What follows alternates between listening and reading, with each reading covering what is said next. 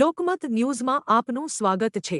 મોદી સરકારના 12 વર્ષ પૂર્ણ થતા વોર્ડ નંબર 15માં વૃક્ષારોપણ અને સ્વચ્છતા અભિયાનનું આજરોજ આયોજન કરવામાં આવ્યું હતું। કેન્દ્રમાં નરેન્દ્ર મોદીજીની નેતૃત્વ હેઠળની સરકારના 12 વર્ષ પૂર્ણ થવાના અવસરે ભારતીય જનતા પાર્ટી દ્વારા વિવિધ જનકલ્યાણકારી કાર્યક્રમોનું આયોજન કરવામાં આવી રહ્યું છે, જેના ભાગરૂપે રવિવારે વડોદરા શહેરના વોર્ડ નંબર 15 વિસ્તારમાં વૃક્ષારોપણ અને સ્વચ્છતા અભિયાન યોજાયું હતું।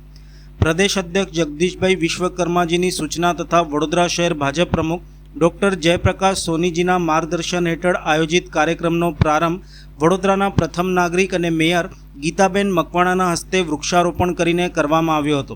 આ પ્રસંગે પર્યાવરણ સંરક્ષણનો સંદેશ આપતા વિવિધ સ્થળોએ વૃક્ષોનું રોપણ કરવામાં આવ્યું હતું। સાથે સ્વચ્છતા અંગે જનજાગૃતિ ફેલાવવા માટે સ્વચ્છતા અભિયાન પણ હાથ ધરવામાં આવ્યું હતું। કાર્યક્રમ દરમિયાન સ્થાનિક કાઉન્સિલર જ્યોતિબેન પંડ્યા, નૈનાબેન શાહ, અજયભાઈ રબારી, વોર્ડ પ્રમુખ ઋષભ કામદાર સહિત ભારતીય જનતા પાર્ટીના અગ્રણીઓ અને કાર્યકરો મોટી સંખ્યામાં ઉપસ્થિત રહ્યા હતા।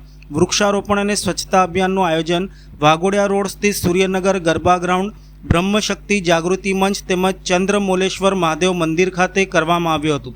કાર્યક્રમ દરમિયાન પર્યાવરણ સંરક્ષણ, સ્વચ્છતા અને જનભાગીદારીના સંદેશને વધુ મજબૂત બનાવવાનો પ્રયાસ કરવામાં આવ્યો હતો।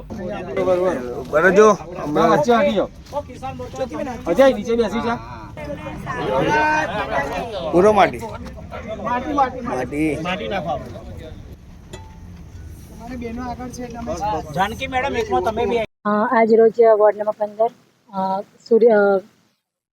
સૂર્યનગર ગરબા ગ્રાઉન્ડમાં અત્યારે વૃક્ષારોપણ કાર્યક્રમ યોજવામાં આવ્યો છે અને ત્યાં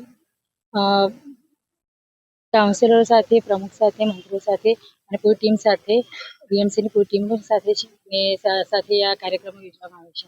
એક વૃક્ષ માં કે નામના દ્વારા જે સંદેશો છે એ પ્રમાણે જે કાર્યક્રમ થઈ રહ્યો છે અને વૃક્ષોનું જતન કરવું ખૂબ જ જરૂરી છે, કેમ કે આપણે વૃક્ષો આપણને ઓક્સિજન પૂરું પાડે છે, શુદ્ધ હવા આપે છે।